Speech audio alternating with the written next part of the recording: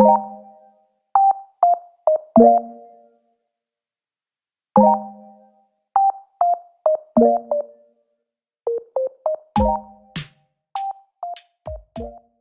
day guys! Ngayong araw tuturuan ko kayo kung paano magbuo ng full glass high foot.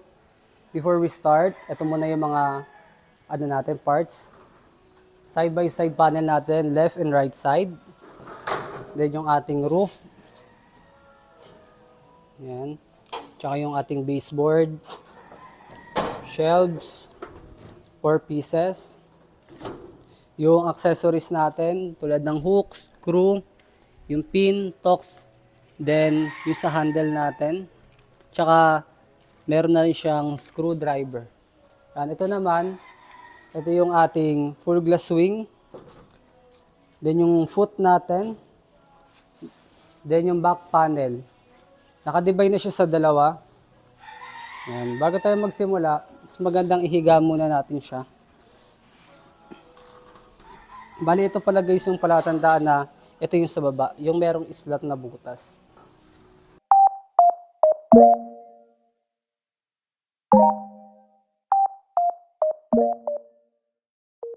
Bago tayo magpasok sa mga slot dito sa footing, makikita nyo meron siyang mga butas dyan.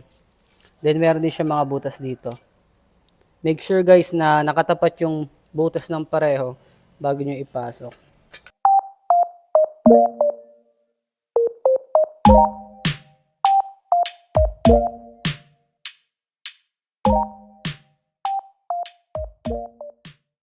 Yan. Ito guys. Dapat magiging ganyan yung itsura niya. Meron siyang nakaabang na butas. Para sa tornilyo. Tsaka natin siya i-screw. Then next yung isa naman.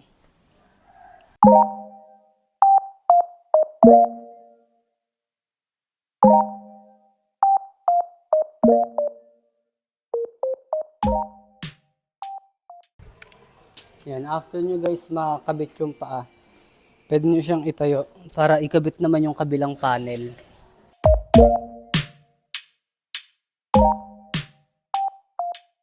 Yan, ito yung baba, yung may slot. Kung meron kayong kasama, mas maganda para mas mapabilis.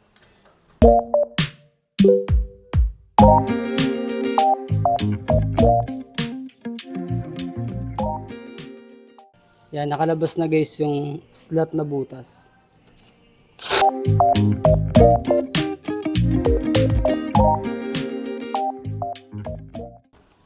Ang next natin ikakabit, kapag natayo na natin yan, itong back panel niya. Make sure guys na itong butas nito is lagi nasa side by side, left and right.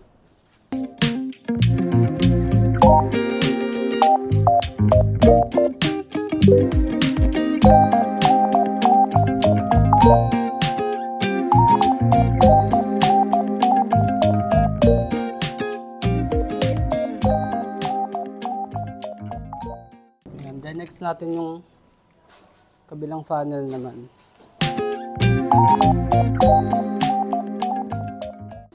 Ayan, ito yung kabilang butas niya. Kung may katulong kayo, mas maganda para mas mabilis yung masalpak.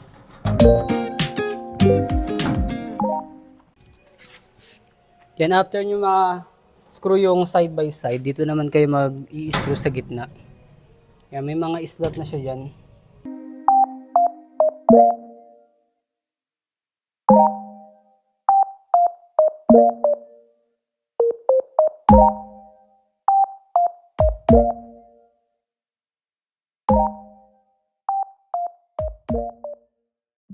Then after nyan, ang next nyo is yung sa roof.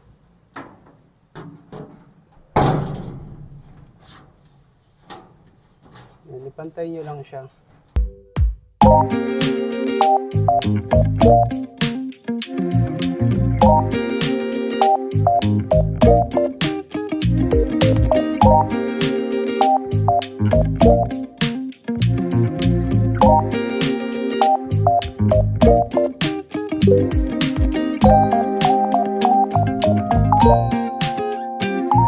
Pag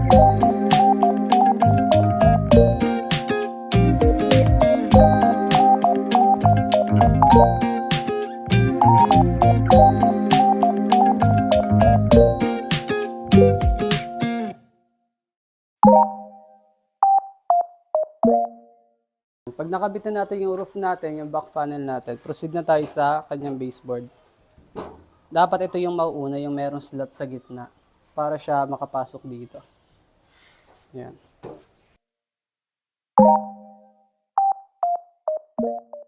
Yan. After nyan, ang sunod natin ikakabit is yung handle ng pintuan niya. Pagkabit nyan, unahin nyo muna yung screw. Pakapain nyo.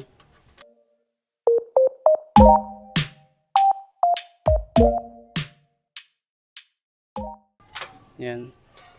Tsaka nyo siya iikot.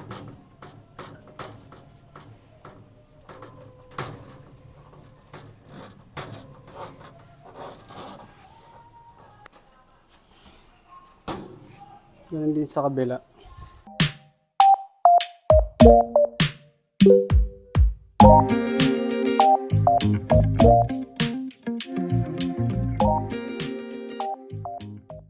Yan. After nyong makabit yung hawakan niya para sa bukasan, ikabit nyo na tong pin sa baba. Yan, itong dalawang pin. Ilagay nyo siya dito sa butas. Side by side. Yan. Okay. After nyong makabit yung mga pin sa baba,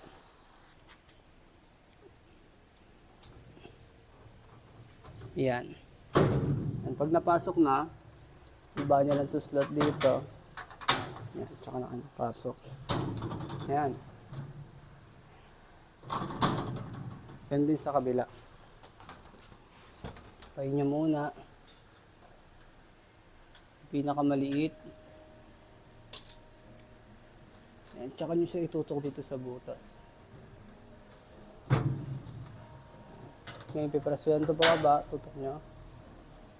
Yan.